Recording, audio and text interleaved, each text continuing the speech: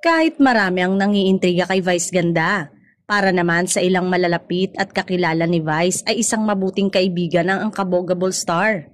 Totoong tao nga raw ang TV host comedian. Marami ang naiintriga kay Vice tungkol sa mga kaibigan na sina MC at Lassie.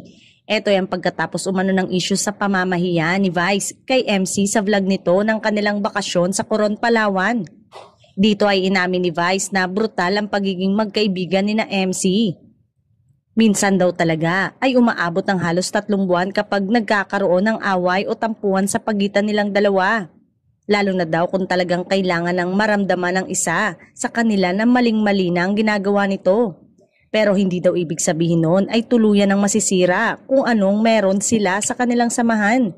Ibig sabihin ay talagang nakalive lamang ang dalawa sa programa at hindi totoo ang mga balitang lumayas na ang mga ito.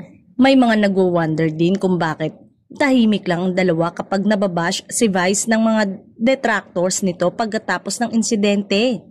Sa kaso naman ni Vice, ini-issue ng mga pasavage ang mga hugot at parinig nito tungkol sa relasyon at pagkakaibigan kung saan naging emosyonal pa nga ito habang kabatuhan ng contestant sa show.